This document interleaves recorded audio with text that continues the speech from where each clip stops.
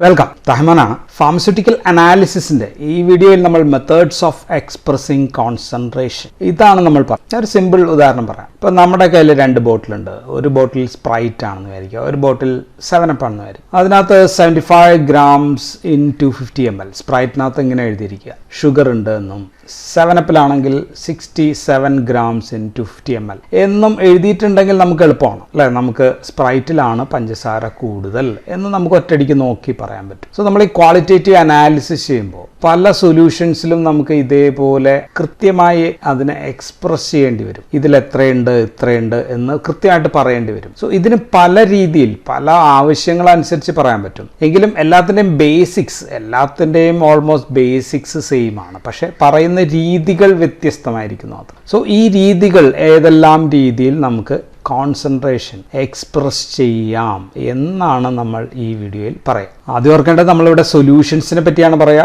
Methods of expressing concentration of സൊല്യൂഷൻസിനെ പറ്റിയാണ് നമ്മൾ പറയുക. സോ സൊല്യൂഷൻസിൽ 2 കെമിക്കൽ ഉണ്ട്. ഇപ്പോൾ ഇത് ഒരു സൊല്യൂഷനാണെന്ന് വിചാരിക്കുക. സോ സൊല്യൂഷൻസിനകത്ത് ഒരു സോൾവൻ്റ് ഉണ്ട്. ഈ സോൾവൻറ്റിലാണ് നമ്മൾ സൊല്യൂട്ടിനെ അലിയിപ്പിക്കുക അല്ലെങ്കിൽ ഇടുക. സോ കൂടുതലുള്ളതായിരിക്കും സോൾവൻറ്റ്, കുറച്ച് ഉള്ളതായിരിക്കും നമ്മൾ സൊല്യൂട്ട് എന്ന് പറയാം. സോ ഈ സൊല്യൂട്ട് ഈ സോൾവെന്റിന്റെ എത്ര ഭാഗമുണ്ട് എന്ന് വിവിധ രീതിയിൽ പറയുകയാണെങ്കിൽ അതിനെയാണ് നമ്മൾ മെത്തേഡ്സ് ഓഫ് എക്സ്പ്രസിങ് കോൺസെൻട്രേഷൻ എന്ന് പറയാം. സോ ഇപ്പോൾ ഈ ഇതിനകത്ത് കോൺസെൻട്രേഷൻ എത്രയാണ് എന്ന് ചോദിച്ചു കഴിഞ്ഞാൽ എമൗണ്ട് ഓഫ് സൊല്യൂട്ട് എത്ര divided by amount of solvent എത്ര സൊല്യൂട്ട് എത്ര സോൾവെന്റ്. സോ ഇതാണ് നമ്മൾ പല രീതിയിൽ ഇവിടെ എക്സ്പ്രസ് ചെയ്യുക. സോ ഫണ്ടമെന്റൽ കൺസെപ്റ്റ്സ് നമ്മൾ പറയുന്നതെല്ലാം നമ്മൾ പല രീതിയിൽ പറയും. എങ്കിലും നമ്മൾ പറയുന്നതെല്ലാം ഏകദേശം ഫണ്ടമെന്റൽ കൺസെപ്റ്റ് എന്ന് പറയുന്നത് ഇത് തന്നെയാണ്. ഇങ്ങനെ എക്സ്പ്രസ് ചെയ്യാൻ ആദ്യത്തെ ഒരു പ്രധാനപ്പെട്ട രീതി എന്ന് വെച്ചാൽ പേഴ്സൻറ്റേജ് കോൺസെൻട്രേഷനിൽ പറയാം. കോൺസെൻട്രേഷൻ നമ്മൾ പേഴ്സൻറ്റേജിലാക്കിയാണ് പറഞ്ഞത്. നമ്മൾ പറഞ്ഞത് സൊല്യൂഷനെ പറ്റിയാണ്. സോ സൊല്യൂഷൻ ഇതാണ്, സൊല്യൂട്ട് ഇതാണ്, അതിനകത്ത് സൊല്യൂട്ട് ഉണ്ട്. ഇവിടെ നമ്മൾ ഇത് മൊത്തം ഒരു 100 ഭാഗമായിട്ട് കണക്കാക്കുകയാണ്, 100 ആയിട്ട് കണക്കാക്കും. എന്നിട്ട് അതിൽ എത്ര സൊല്യൂട്ട് എത്ര പെർസെൻറ്റേജ് ഉണ്ട്, സോൾവെന്റ് എത്ര പെർസെൻറ്റേജ് ഉണ്ട്, അല്ലെങ്കിൽ സൊല്യൂഷൻ എത്ര പെർസെൻറ്റേജ് ഉണ്ടെന്ന് പറയും. സോ ഇതിനെ നമുക്ക് വീണ്ടും പല രീതിയിൽ പറയാം. ഈ സൊല്യൂട്ടിനെ നമുക്ക് അതിന്റെ വെയിറ്റ് വെച്ചിട്ട് പറയാം. അപ്പൊ സോൾവെന്റും നമുക്ക് വെയിറ്റ് അല്ലെങ്കിൽ സൊല്യൂഷനെ നമുക്ക് വെയിറ്റ് എടുക്കാം, അല്ലെങ്കിൽ ഇതിന്റെ വോളിയം എടുക്കാം, ഇതിന്റെയും വോളിയം എടുക്കാം, ഓർ ഇതിന്റെ വെയിറ്റും സൊല്യൂഷന്റെ വോളിയവും വേണമെങ്കിൽ എടുക്കാം. സോ 3 രീതിയിൽ നമുക്ക് ഇത് എക്സ്പ്രസ് ചെയ്യാൻ പറ്റും. 3 മെത്തേഡ്സിൽ നമുക്ക് പറയാം. പെർസെൻറ്റേജ് കോൺസെൻട്രേഷനിൽ നമുക്ക് ആദ്യത്തെ ഒരു മെത്തേഡ് എന്ന് പറയുന്നത് രണ്ടിൻ്റെയും വെയിറ്റ് ഓർ മാസ് എടുക്കുക എന്നുള്ള. സോ നമ്മൾ പറയാം പെർസെൻറ്റേജ് വെയിറ്റ് ബൈ വെയിറ്റ്. ഇവിടെ രണ്ടിൻ്റെയും വെയിറ്റ് അല്ലെങ്കിൽ മാസ് ആണ് എടുക്കുക എന്ന് ഞാൻ പറഞ്ഞു. സോ സൊല്യൂട്ടിന്റെ മാസ് ഓഫ് സൊല്യൂട്ട് എന്ന് നമുക്ക് എഴുതാം.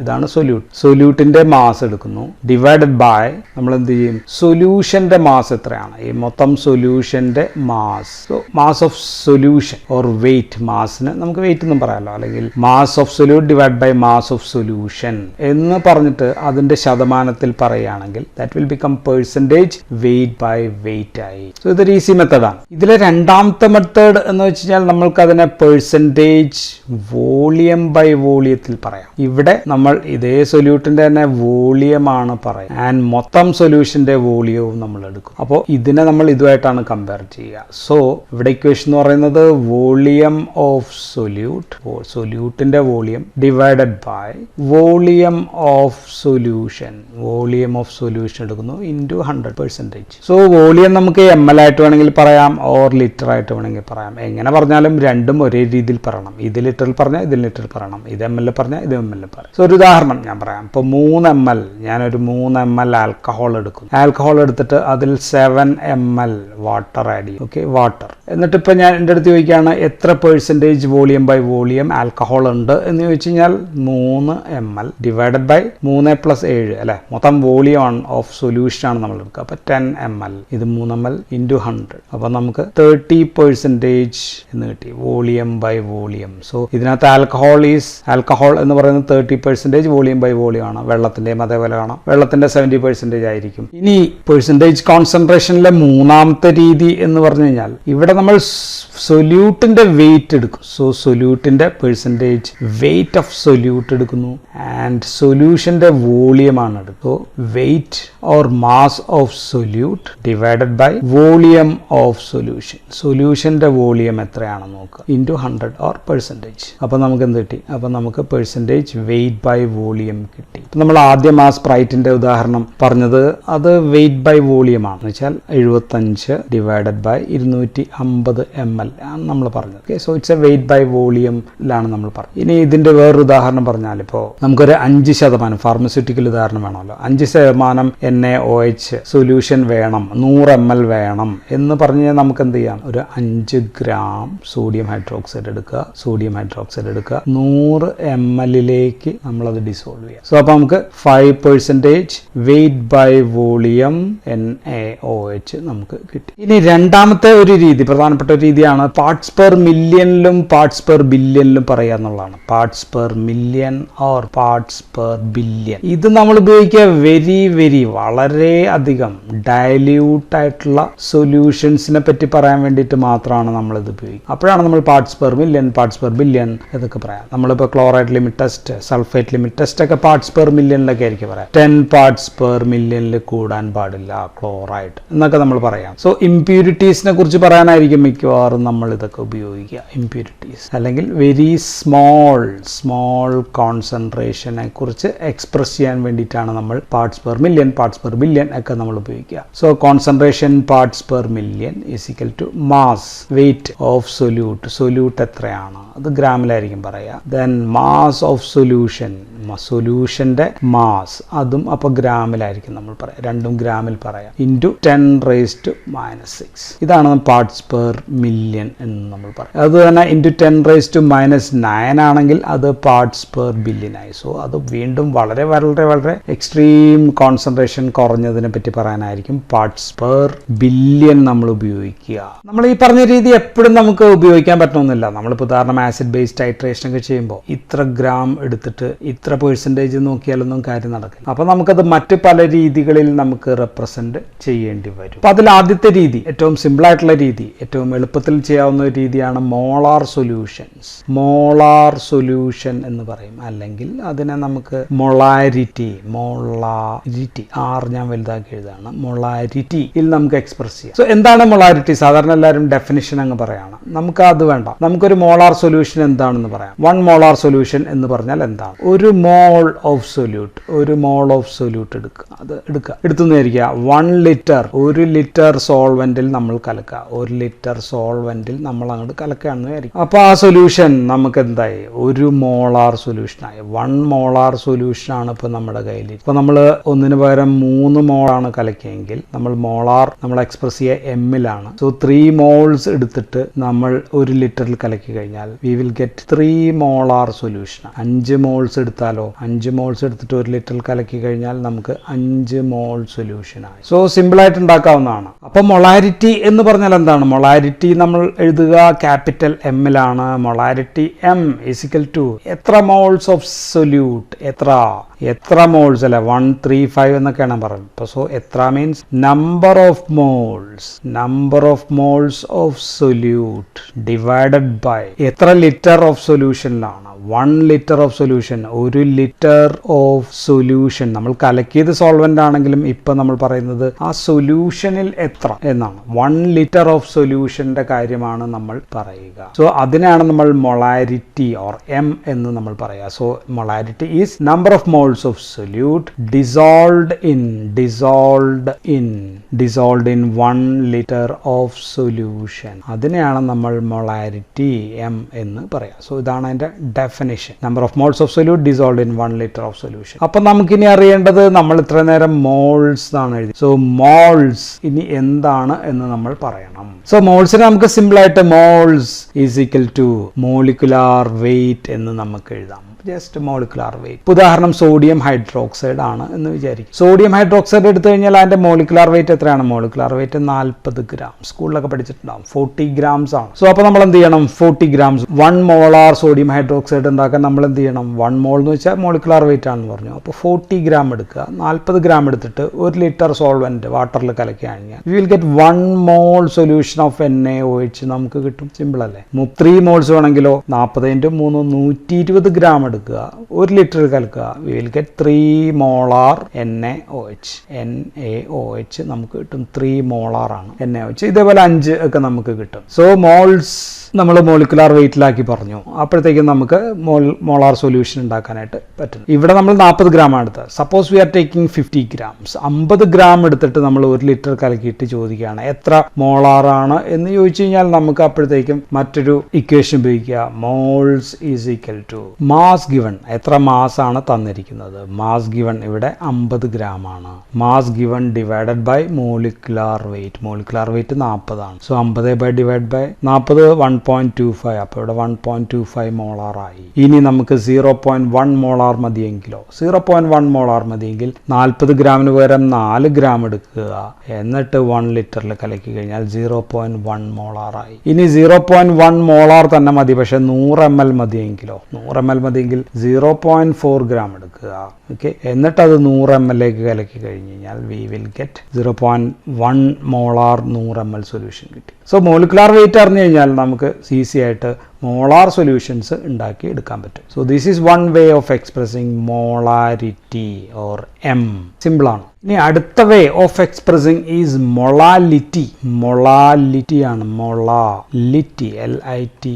മറ്റേത് മൊളാരിറ്റി ആണ്, ഇത് മൊളാലിറ്റി ആണ്. ഇവിടെ നമ്മൾ സ്മോൾ m ചെറിയ m ആണ് ഉപയോഗിക്കുക ടു ഡിനോട്ട്. സോ നമ്മൾ മോളാൽ കോൺസെൻട്രേഷൻ എന്നും ഇതിനെ വിളിക്കും. Molal concentration. മറ്റേത് മോളാർ കോൺസെൻട്രേഷൻ ആണ്. സോ ഇത് ഓർക്കാനായിട്ട് ലിറ്റിക്ക് നമ്മൾ LKG എന്ന് ഓർത്താൽ മതി. LKG. ഓക്കെ, ഈ LKG എന്താണെന്ന് ഞാനിപ്പോൾ പറയാം. സോ L ഇവിടെ മൊളാലിറ്റിയുടെ L ആണ്. ഇനി KG ആണ് നമുക്കറിയേണ്ടത്. സോ ഇവിടെ നമ്മൾ 1 ലിറ്റർ പറയുന്നതിന് പകരം if you 1 kilogram of solvent എന്നാക്കിയാൽ അത് മൊളാലിറ്റി ആയി. സോ ഇവിടെ 1 കിലോ സോൾവെന്റിൽ എത്ര മോൾസ് ഓഫ് സൊല്യൂട്ട്? ഇവിടെ അത് തന്നെ number of moles of solute same ആണ്. ഇവിടെ 1 ലിറ്റർ ഓഫ് സൊല്യൂഷന് പകരം 1 കിലോഗ്രാം ഓഫ് സൊല്യൂഷൻ എന്നാക്കിയാൽ മാത്രം മതി. അതുകൊണ്ടാണ് ഞാൻ കിലോഗ്രാമിനാണ് ഇവിടെ LKG എന്ന് ഞാൻ പറഞ്ഞതാണ്. So number of moles of solute dissolved in 1 kilogram or 1 kilogram is 1000 grams. 1000 ഗ്രാമിൽ സോൾവെന്റിൽ എത്ര മോൾസ് ഓഫ് സൊല്യൂട്ട് ഉണ്ട് എന്ന് പറയുന്നതാണ് molality. So number of moles of solute in 1 kilogram of solvent. Okay, so രണ്ടും തമ്മിലുള്ള വ്യത്യാസം ഇവിടെ മാത്രമേ ഉള്ളൂ. 1 കിലോഗ്രാം എന്നാക്കിയാൽ മാത്രം മതി. നേരത്തെ ഉദാഹരണം 50 ഗ്രാം NaOH എടുക്കുക. ഡിവൈഡ് ബൈ 40 നമ്മൾ ചെയ്തു. 1.25 അത് ഓർ ഇൻ 1 കിലോഗ്രാമിലാക്കി പറയുകയാണെങ്കിൽ അത് മോളാലായി. So that is molal. 1.25 molal ആയപ്പോൾ or M small letter. So പറയുന്നത് അപ്പോൾ കിലോഗ്രാമിലായി പോയി എന്ന് മാത്രം. നോട്ട് ഇൻ വോളിയമിലല്ല, വോളിയം ഇൻ ലിറ്ററിലല്ല, കിലോഗ്രാമിലാണ് പറയുക. അടുത്ത പ്രധാനപ്പെട്ട മെത്തേഡ് ഈസ് എക്സ്പ്രസ് ചെയ്യുന്നത് നോർമാലിറ്റി ആണ്. നോർമാലിറ്റി ആയിട്ടാണ് നമ്മൾ എക്സ്പ്രസ് ചെയ്യുന്നത്. സോ നോർമൽ സൊല്യൂഷൻ എന്നാണ് പറയുക. Normal solution, 1 normal solution, 2 normal solution എന്നൊക്കെയാണ് പറയുക. സോ അത് നമ്മൾ എക്സ്പ്രസ് ചെയ്യുക N, ക്യാപിറ്റൽ N ആയിട്ടാണ്. സോ എന്താണ് N എന്ന് ചോദിച്ചു കഴിഞ്ഞാൽ number of gram equivalent of solute. Number of gram equivalent of solute in 1 litre divided by 1 litre of solution. So നമ്മൾ നേരത്തെ പറഞ്ഞത് molecular weight in 1 litre of solution ഒക്കെയാണ്. പക്ഷെ ഇവിടെ നമ്മൾ പറയാ ഗ്രാം ഇക്വലന്റ്. സോ ഇവിടെ ദിസ് ഇസ് ഇൻ മോൾസ് അല്ല. സോ അതാണ് this is not in moles. ഇത് മോൾസിലല്ല പറയാ, gram equivalent of solution. So നമ്മൾ റിയാക്ഷൻസ് ടൈട്രേഷൻ ഒക്കെ ചെയ്യുമ്പോൾ നമുക്ക് ഇതാണ് വേണ്ടത്. നമുക്ക് മോളാറും മോളാലും ഒന്നും നമുക്ക് ആ സമയത്ത് നമുക്ക് കാര്യമായിട്ട് പ്രയോജനം ചെയ്യില്ല. സോ അവിടെ നമുക്ക് നോർമാലിറ്റി നമുക്ക് വേണ്ടി വരും. സോ അപ്പൊ നമുക്ക് എന്താണ് ഗ്രാം ഇക്വലന്റ് എന്നാണ് നമുക്ക് ആദ്യം കാണാൻ. സോ ഇക്വലന്റ് എന്നുള്ള വാക്കാണ്. ഇക്വലന്റ് എന്ന് വെച്ചാൽ തുല്യതയാണ്. മലയാളത്തിൽ തുല്യത എന്ന് പറയും. ഉദാഹരണത്തിന് ഇന്ത്യൻ ക്രിക്കറ്റ് ടീമിൽ ഇപ്പോൾ വിരാട് കോഹ്ലി ഇന്ന് കളിക്കുന്നില്ല, പരിക്ക് ലൈക്ക്. ഇപ്പൊ വിരാട് കോഹ്ലിക്ക് പകരം എനിക്ക് ബാറ്റ് പിടിക്കാൻ അറിയാം, ഞാൻ ഇറങ്ങിക്കോളാം എന്ന് പറഞ്ഞ് ശരിയാവില്ല. വിരാട് കോഹ്ലിക്ക് തുല്യനായിട്ടുള്ള ഒരാളെ വേണം ഇറക്കാൻ, അല്ലെ? അപ്പൊ അതാണ് തുല്യത എന്ന് പറയാം. So gram equivalent of acid ആകാം ഓർ ആൽക്കലി ആകാം, ആസിഡ് ഓർ ആൽക്കലി എന്ന് പറഞ്ഞു കഴിഞ്ഞാൽ ദാറ്റ് ഈസ് മോളിക്കുലാർ വെയിറ്റ്, സബ്സ്റ്റൻസിന്റെ molecular weight divided by number of replaceable or H+ ions or OH. Acid ആണെങ്കിൽ H+, ആൽക്കലി ആണെങ്കിൽ OH. ഓർ അതിന് നമുക്ക് വാലൻസി എന്നും പറയാമല്ലോ, വാലൻസി എന്ന് പറയാം. അല്ലെങ്കിൽ molecular weight divided by number of replaceable ions. അതിനെ മാറ്റിവെക്കാവുന്ന കൃത്യമായിട്ടുള്ള അയോൺസ് ഉണ്ടെങ്കിൽ അതിനെ നമുക്ക് molecular weight divide by number of replaceable അയോൺസിനെയാണ് നമ്മൾ ഗ്രാം ഇക്വലന്റ് ഓഫ് സൊല്യൂട്ട് എന്ന് പറയാം. ഉദാഹരണം HCl എടുക്കുകയാണെങ്കിൽ HCl നമുക്ക് H+ + Cl- എന്ന് തിരിച്ചെഴുതി കഴിഞ്ഞാൽ ഒരെണ്ണമാണ്, ഒരു H+ ഉള്ളൂ. പക്ഷെ H2SO4 ആണെങ്കിലോ, H2SO4 ആണെങ്കിൽ H2 + SO4 അല്ലെ? സോ H രണ്ടെണ്ണം ഉണ്ട്. സോ അപ്പൊ നമ്പർ ഓഫ് റീപ്ലേസബിൾ അയോൺസ് ഇവിടെ 1 ആണെങ്കിൽ ഇവിടെ 2 എണ്ണം വേണം. ഓക്കെ, സോ ഇതിന്റെ മോളിക്കുലാർ വെയിറ്റ് എത്രയാണ്? 36.5 ആണ് നമ്മൾ സാധാരണ കൂട്ടുക, divided by 1. So molecular weight 36.1 എടുക്കുക. ഇതാണെങ്കിലോ H2SO4 ആണെങ്കിൽ നമ്മൾ 98 ആണ് അതിന്റെ molecular weight, divided by 249. So ഇങ്ങനെയാണ് നമുക്ക് കിട്ടുക. സോ 36.5 ഗ്രാം എടുക്കുക, 1 ലിറ്റർ കലക്കി കഴിഞ്ഞാൽ നമുക്ക് 1 നോർമൽ HCl കിട്ടും. അതേപോലെ 49 ഗ്രാം എടുക്കുക, അത് 1 ലിറ്റർ വെള്ളത്തിൽ കലക്കിയാൽ നമുക്ക് 1 നോർമൽ HCl കിട്ടി. സോ മോളിക്കുലാർ വെയിറ്റ് മാത്രം ഇട്ടാൽ പോരാ, എത്ര വാലൻസി ഉണ്ടെന്ന് കൂടി നോക്കണം. അതുകൊണ്ടാണ് സൾഫ്യൂരിക് ആസിഡ് നമുക്ക് പകുതി മാത്രം ഇട്ടാൽ മതി എന്ന് നമ്മൾ പറയും. 1 നോർമൽ HCl അല്ല, H2SO4 കിട്ടി. ഇനി നമ്മൾ 73 ഗ്രാം HCl എടുക്കുകയാണെന്ന് വിചാരിക്കുക. 36.5 പകരം 73 ഗ്രാംസ് HCl എടുത്തിട്ട് 1 ലിറ്ററിലാണെങ്കിലും അപ്പോൾ നമുക്ക് 2 നോർമലായി, സിമ്പിളായി. ഇനി 3.65 ഗ്രാമേ എടുക്കുന്നുള്ളൂ എങ്കിൽ 0.1 നോർമലായി. ഇനി ബേസ് ആണെങ്കിലോ, ഇത് രണ്ടും ആസിഡിന്റെ കേസ് ആണല്ലോ. ഇനി ബേസ് ആണെങ്കിൽ molecular weight by hydroxyl ions ആണ്. ഇവിടെ നമ്മൾ പറഞ്ഞു ഹൈഡ്രോക്സിൽ അയോൺസ് ആണ്. സോഡിയം ഹൈഡ്രോക്സൈഡ് എത്രയാണ്? സോഡിയം ഹൈഡ്രോക്സൈഡ് 1 ആണ്. സോ 40 ഗ്രാം സോഡിയം ഹൈഡ്രോക്സൈഡ് എടുക്കുക. ഓക്കെ, 1 ലിറ്ററിൽ കലക്കുക. So we will get 1 normal NaOH. ഇത് തന്നെയാണല്ലോ നമ്മൾ 1 മോളാർ ഉണ്ടാക്കിയത് എന്ന് നമുക്കിപ്പോൾ സംശയം തോന്നും. പക്ഷെ ഇവിടെ വാലൻസി 1 ആയതുകൊണ്ടാണ്. ഇപ്പോൾ സോഡിയം ബൈകാർബണേറ്റ് ആണെന്ന് വിചാരിക്കുക. സോഡിയം ബൈകാർബണേറ്റ് ആണെങ്കിൽ